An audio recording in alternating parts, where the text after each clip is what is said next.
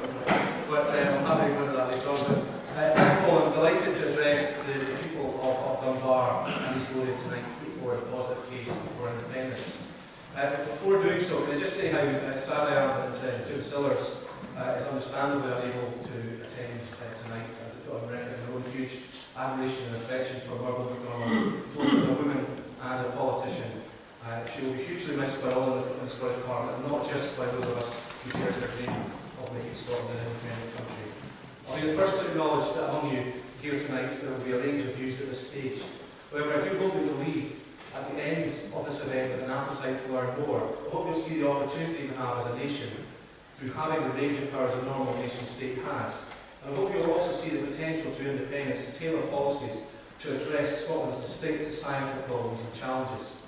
I hope you may even reach the conclusion, as I and the fellow panel members have, that the decisions that will affect you directly should be taken here in Scotland by a Parliament elected entirely by the people of Scotland. It is my belief that our Scottish Parliament has delivered much for the people of Scotland, including free personal and nursing care for the elderly, exemplar legislation on homelessness, world-leading climate change legislation, and free prescriptions, eye and dental checks, among many other things. And I am proud that the young people in Scotland do not have to pay undergraduate tuition fees in this country.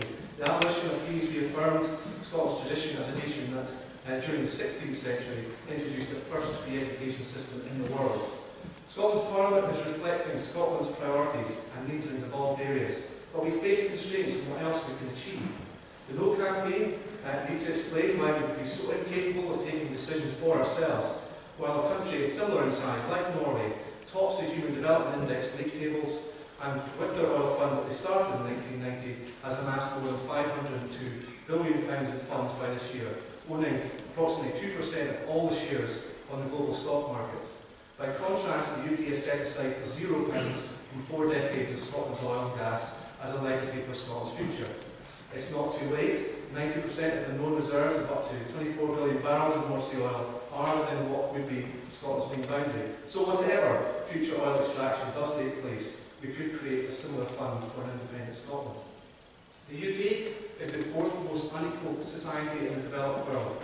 Inhumane welfare cuts imposed on us by Westminster mean the Scottish Government have been left to mitigate the impacts of the bedroom tax, using £50 million of funds from other priorities. Only with independence can we guarantee to abolish this tax. Scotland, on paper, would be the 14th wealthiest country in the 34 members of the OECD, the Rich Nations Club. The UK is currently 18th. The problem is that that paper wealth does not deliver wealth for all, and we do not feel that wealth in our communities. We know that across Scotland, more than 250,000 children live in poverty at a huge societal cost. We know that the debate should surely now be about how we create a prosperous country and a just society.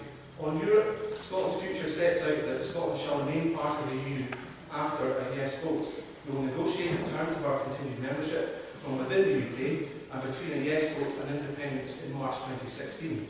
Even Professor James Crawford, the UK government legal advisor, agreed that timescale was realistic.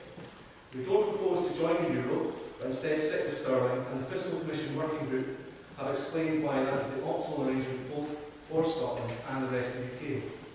Be it no doubt, Scotland is poorly represented in the EU by the UK. On the Common Agricultural Policy, Europe has moved to ensure all member states receive a minimum of €196 per hectare, and Scotland, at just €130 per hectare, currently would, if it had been an independent member state in our own right, have gained an extra €1 billion in funding over the period to 2020. Scotland relies on the UK to negotiate and fairly allocate funding. In reality, the UK Minister, Owen Paterson, chose not to pass on €223 million in extra money the UK will only receive because Scotland's funding was so bad that it dragged down the UK average payment below the EU average. Looking at the EU's Rural Development Programme, Scotland receives just €12 per hectare as the lowest funding allocation in Europe. Less than a sixth of the average and a 20th of what the new EU member Croatia gets. This is just 17% of the funding received by Finland, a country similar in population size and just 22.5% of Ireland's, which is almost the same area in agricultural production. Despite Scotland's allocation being the worst in Europe, the UK government chose not to join 16 other countries who negotiated more rural development money. If we had similar funding to that of Finland, we would have a rural development budget in the region of €400 million per year. Imagine what we could do for rural Scotland if we had a budget that was 4 times as large as it currently is.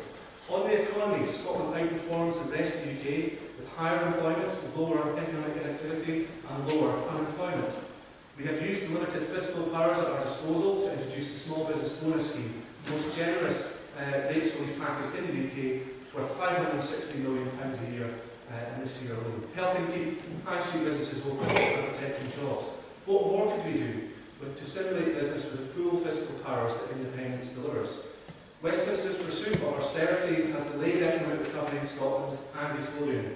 George Osborne cut spending too fast and he cut it too deep.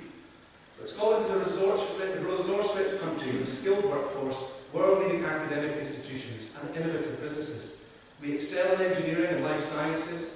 We have a fantastic brand based on the quality of our food and drink, our beautiful landscapes, our natural environment and our literary, cultural and built heritage.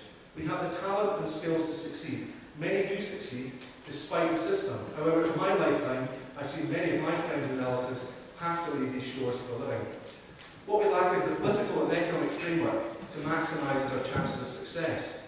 Turning to the No campaign, the dependence on unsubstantiated scare stories is not something we should be proud of. However, as Franklin Roosevelt said, we have nothing to fear but fear itself. But according to Lord Robertson and Philip Hammond, we even need to fear the forces of darkness and attacks from space if we vote yes. So how stupid do you think the Scots are?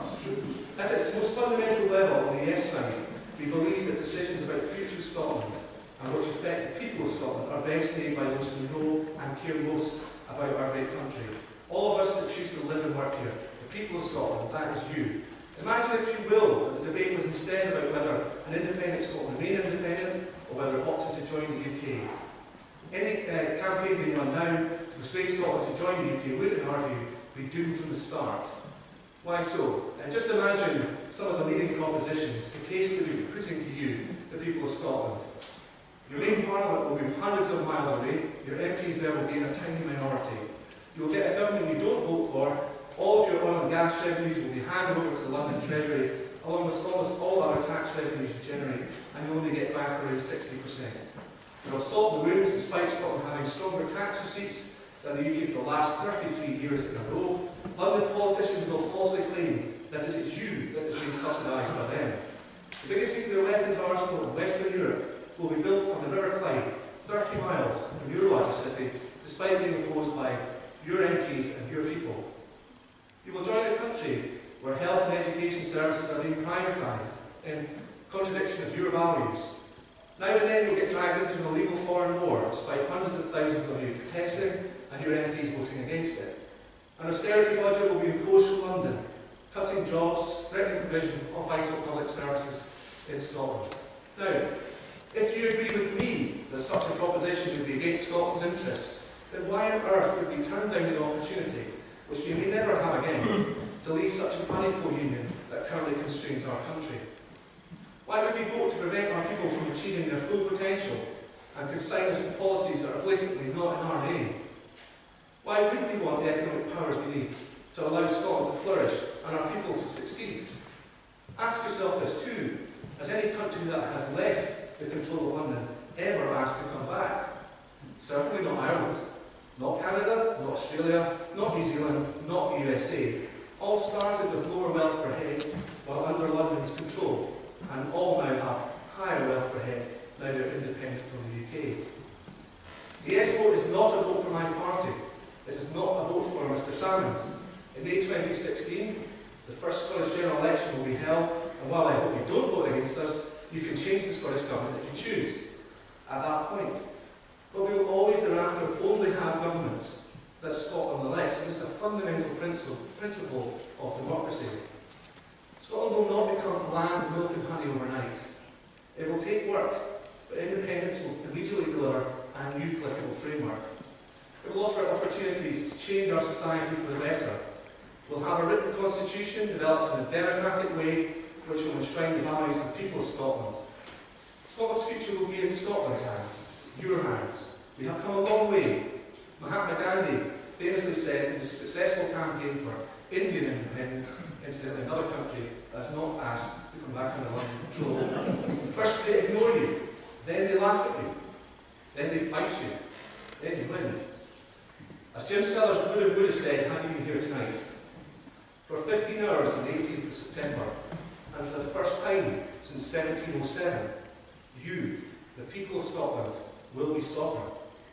So I say, if you have confidence in yourself, your community, and Scotland as your country, I urge you to exercise that sovereignty and democratic right and vote yes for Scotland. Thank you very much.